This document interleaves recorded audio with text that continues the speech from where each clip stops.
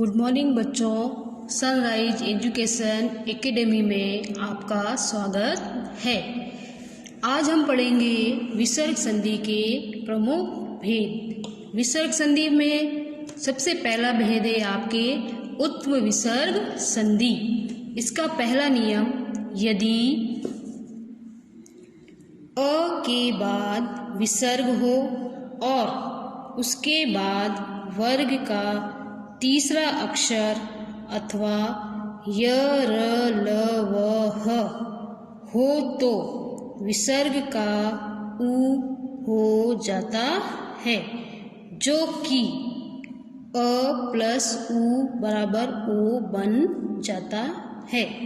इसमें देखो बच्चों, जो सबसे पहला उदाहरण है वो है कह धन वर्तते। तो जब हम इसका समस्त बनाएंगे तो ये को वर्तते हो जाएगा। कहने का मतलब ये है कि जो ये विसर्ग है वो ओ की मात्रा में बदल जाएगा, यानी अ धन उ बराबर ओ होता है तो ये विसर्ग ओ में बदल जाएगा, तो को हो जाएगा। और वर्तते ये दूसरा पद है। दूसरे पद में जो पहला वर्ण है वो या तो वर्ग का तीसरा वर्ण हो या फिर य र ल व ह हो, तो इसमें व आ रहा है तो ये को वर्तते हो जाएगा। इसी प्रकार से इसका जो दूसरा उदाहरण है नृपः धन रक्षति, तो इसमें ये विसर्ग ओ में बदल गया, नृपो रक्षति, और ये र इसमें आ रहा है। इस बात का अपन को ध्यान रखना चाहिए।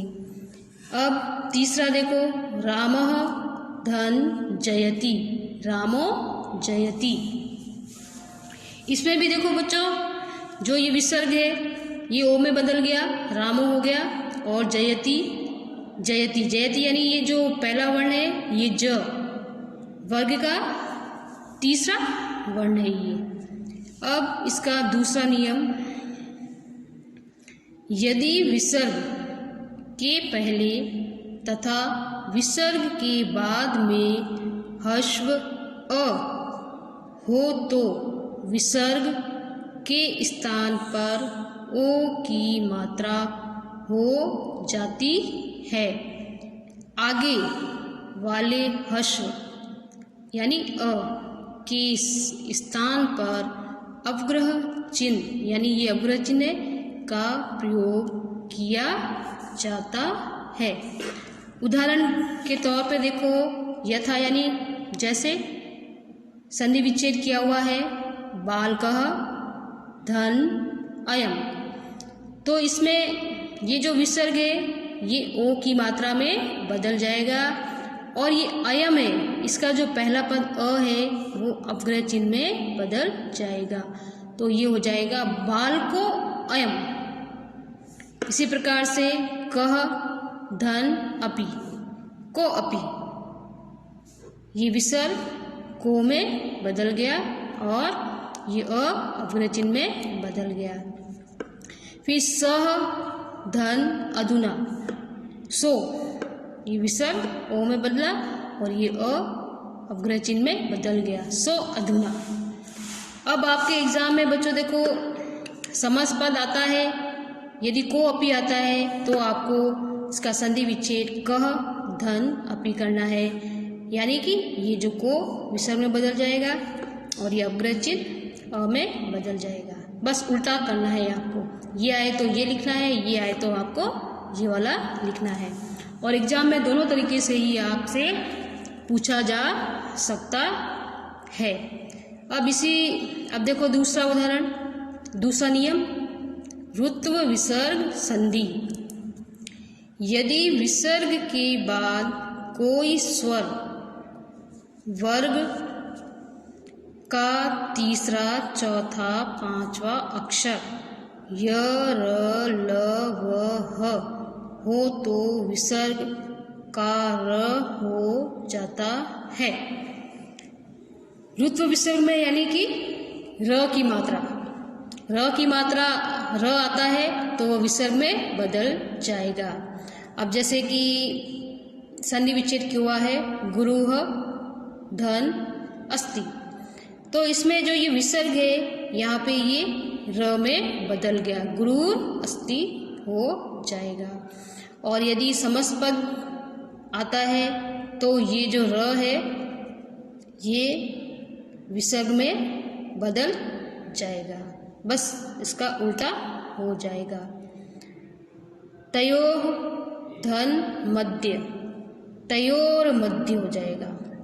ये जो विसर्ग है ये रेफ में बदल जाएगा, ऊपर वाले र में बदलेगा, ये तयोर मध्य हो जाएगा।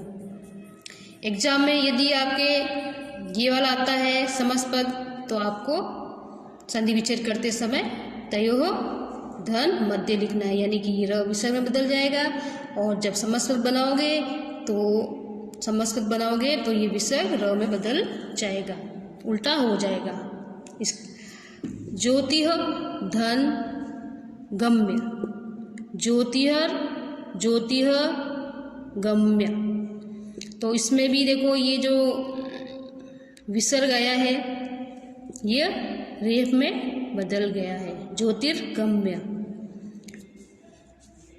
अब है लोप विसर्ग संधि। लोप विसर्ग संधि अर्थात कि जो संधि विच्छेद किया हुआ होता है उसमें यदि पहले पद के अंत में विसर्ग होता है तो उसका लोप हो जाता है। यदि विसर्ग के पूर्व आ हो, यानी ये संधि विच्छेद है, इसका जो अंतिम वर्ण है इसमें आ है, और विसर्ग के पश्चात वर्ग का तीसरा, चौथा, पांचवा अंतस्थ और ह वर्ण हो तो विसर्ग का लोप हो जाता है।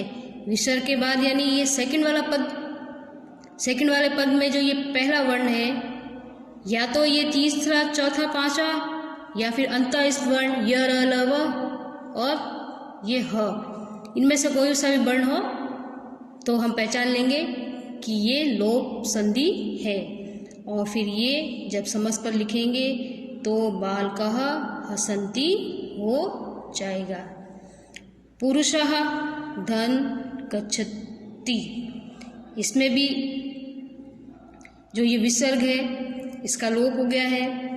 और जो ये पहला पद सेकंड पद है इसमें ये जो घ है ये वर्ग का तीसरा वर्ण है, जैसे क, ख, घ, तो ये तीसरा वर्ण यहाँ पर आ गया है। पुरुषा गच्छन्ति हो जाएगा। लताः धन ईदन्ते, तो लता ईदन्ते हो जाएगा। इसी तरीके से बालः धन हसन्ति, बाला हसन्ति, ये विसर्ग हट जाएगा।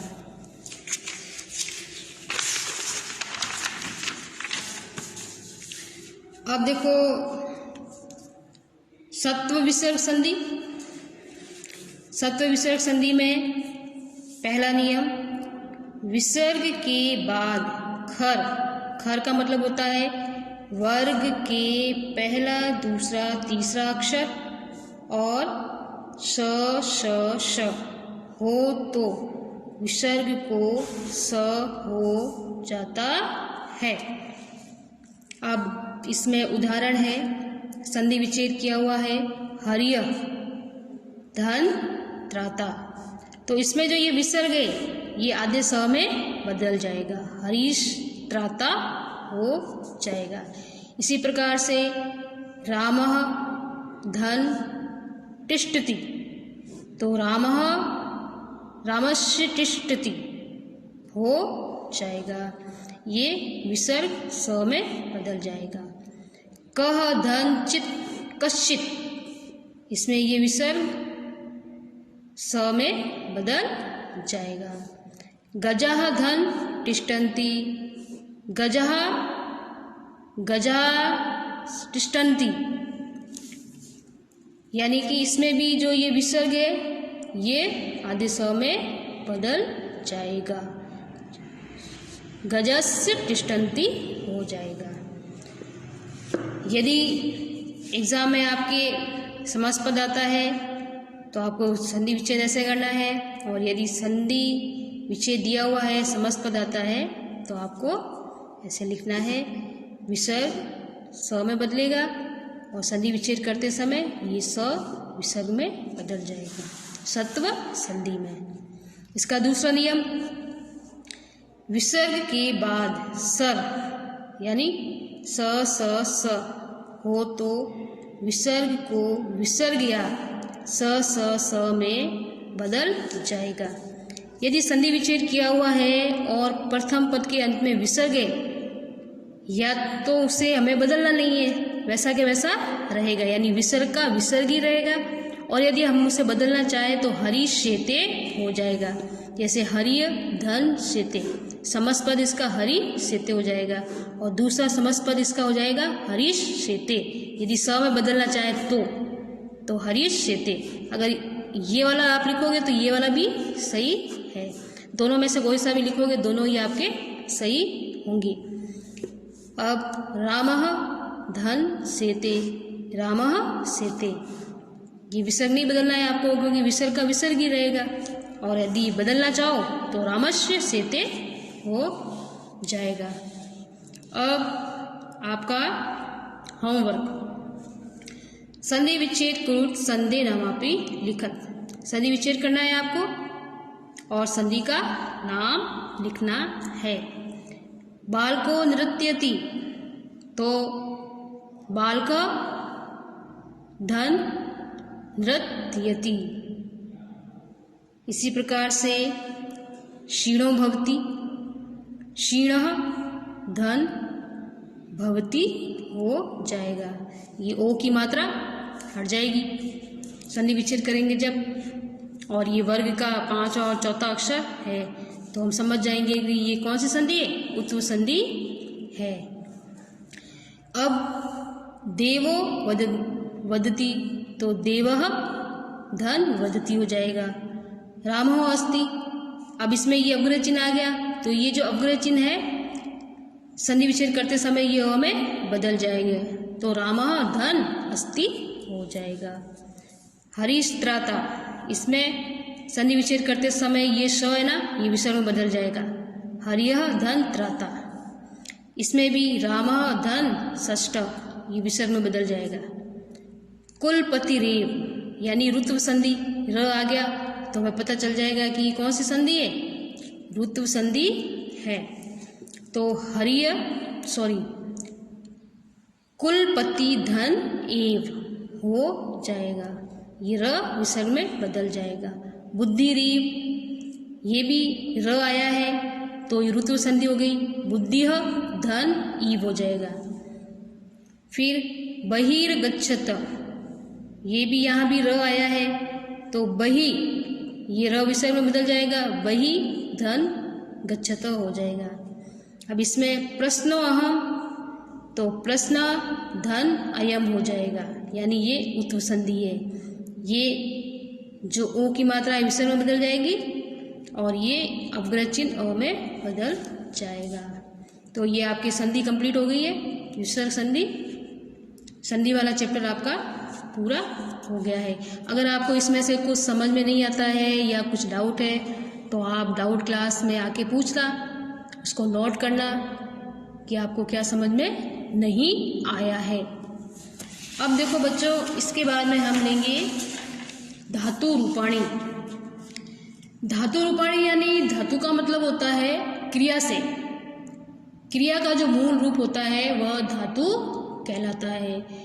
संस्कृत में हमने बहुत से धातु रूप पढ़े हैं और धातु रूप से ही जो संस्कृत है उस पर अधिकतर संस्कृत धातु रूप से ही चलती है। संस्कृत में धातु रूपों का बहुत ही महत्व होता है। अब देखो, सर्वप्रथम हम जो है धातु की परिभाषा पढ़ेंगे। क्रिया का निर्माण जिससे होता है उसके मूल रूप को संस्कृत में धातु कहा जाता है। जैसे पट या लिख धातु है और इनसे पठती लिखतु आदि क्रियापद बनते हैं।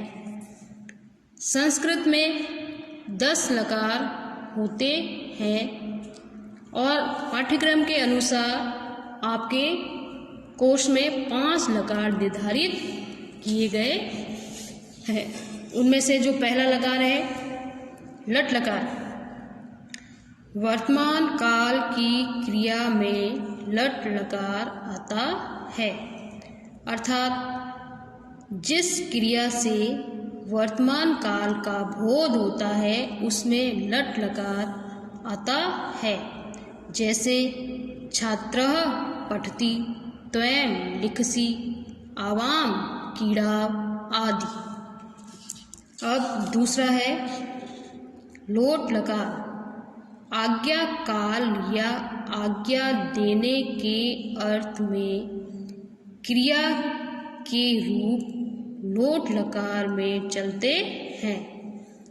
जैसे कि हम किसी को आज्ञा देते हैं तो उन वाक्यों में लोट लकार का प्रयोग किया जाता है। जैसे सः पठतु, त्वं पठ आदि। अब तीसरा है लड़ लकार।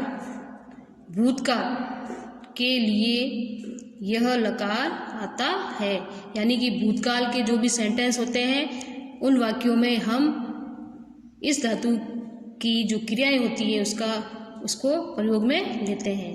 इसमें धातु से पहले सर्वत्र अ जुड़कर क्रियापद बनता है।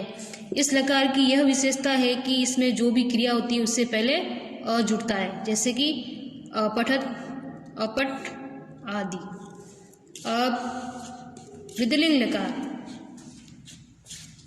चाहिए अर्थ में प्रार्थना या निवेदन करने के अर्थ में विधिलिंग लकार प्रयुक्त होता है।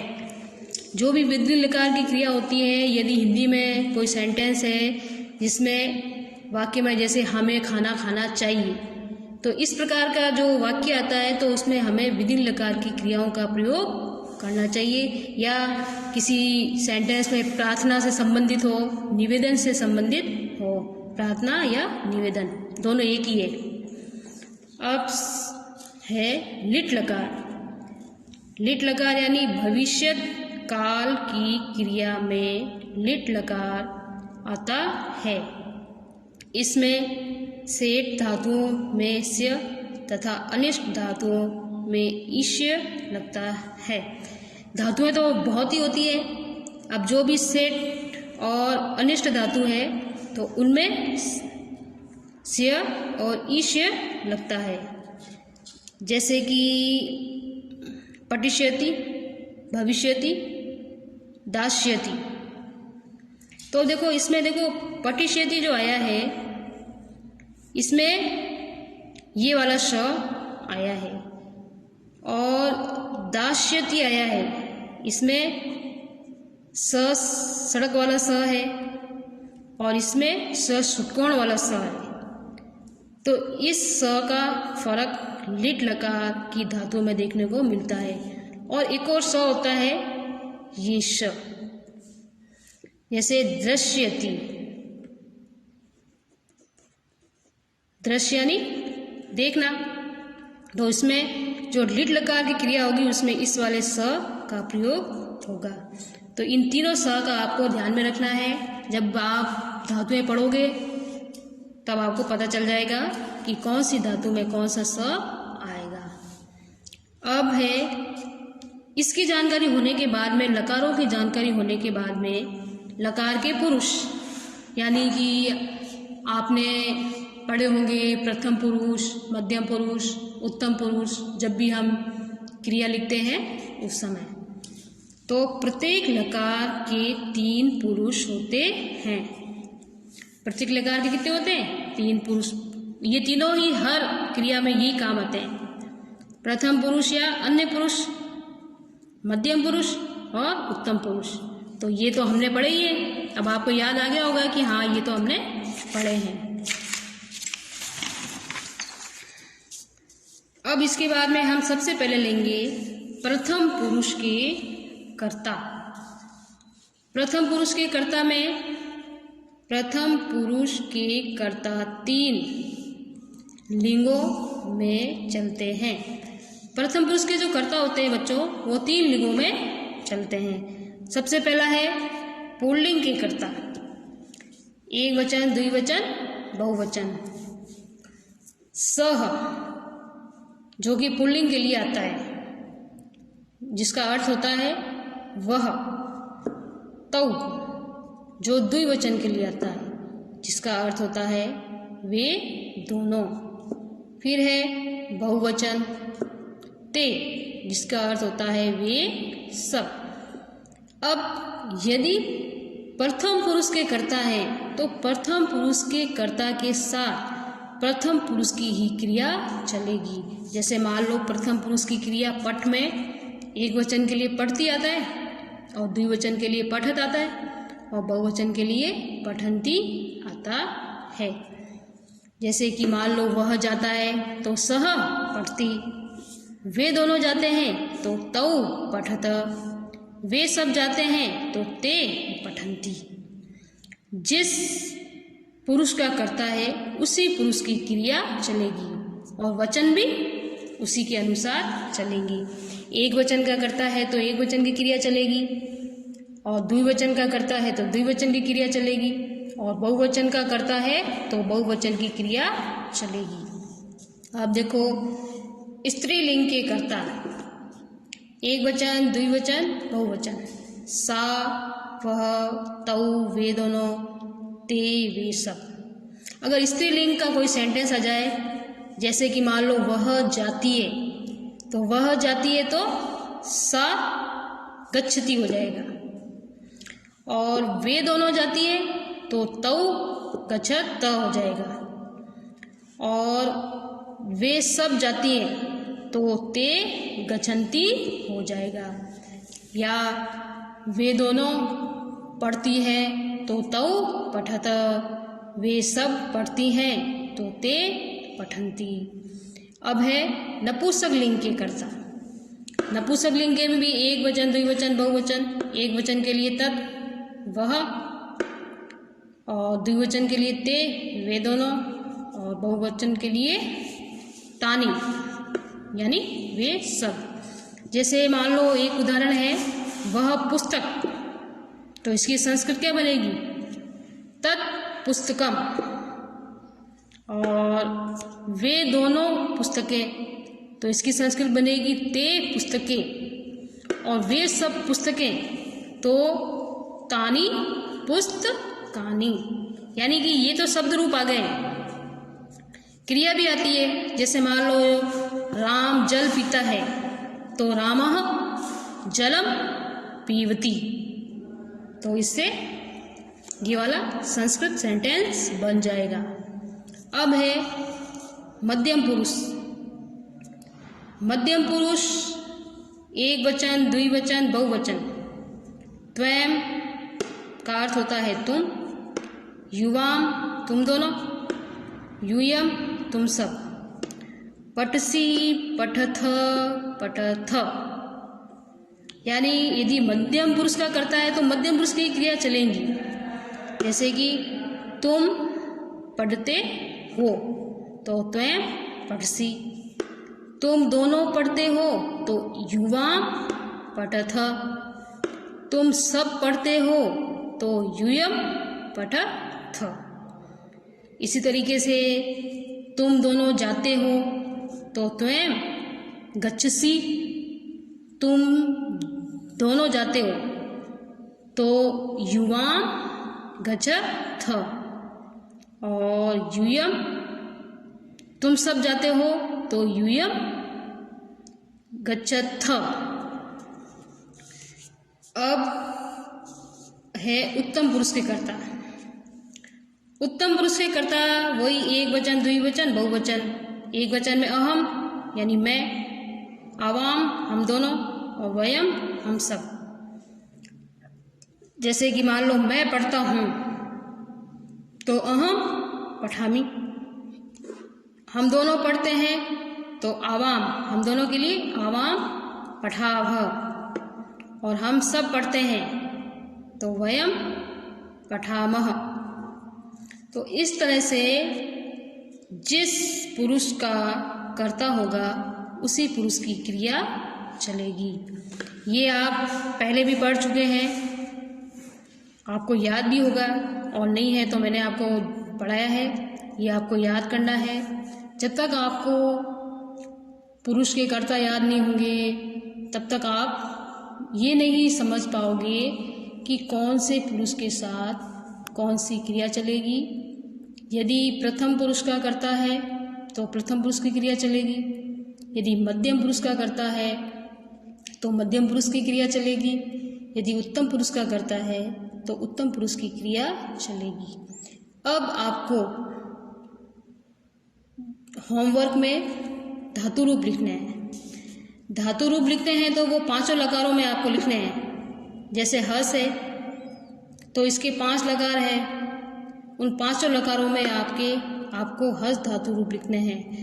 जैसे कि लट लकार में आपको लिखने हैं हस्ती, हसत, हसंती, पूरे लिखने हैं। फिर आपको लंग लकार यानी भूतकाल में तो अपठत, अपठताम और अपठन ये वाले आ जाएंगे।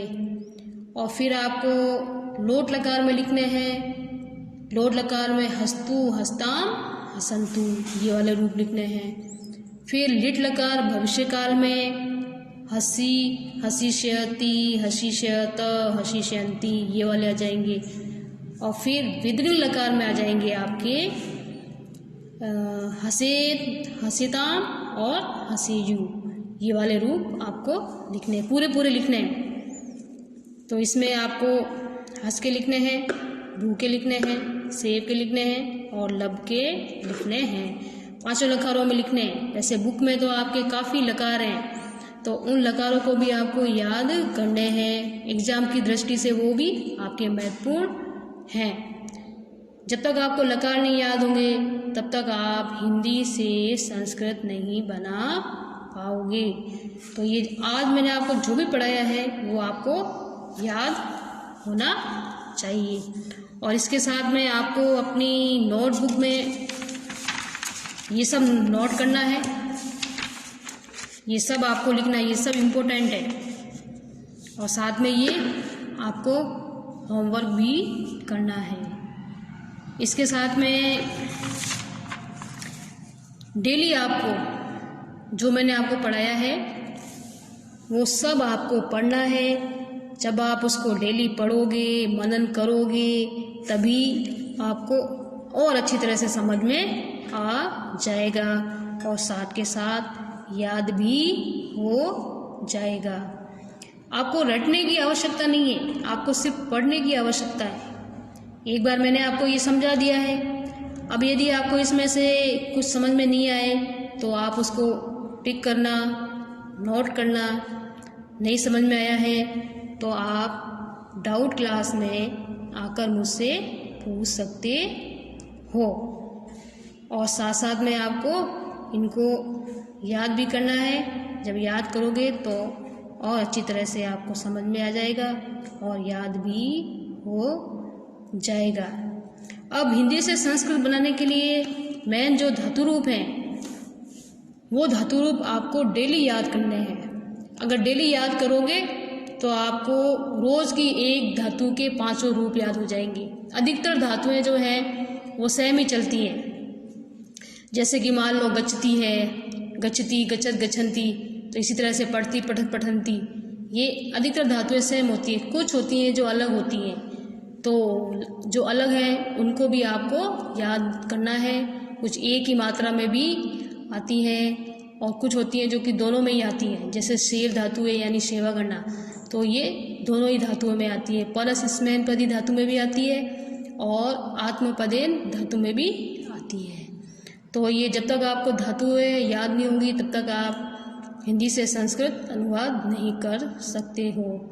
तो आपको धातुएं याद करनी बहुत ही ज़रूरी है। आज के लिए इतना ही काफ़ी है बच्चों। फिर नेक्स्ट टाइम हम फिर मिलेंगे आपसे। ओके।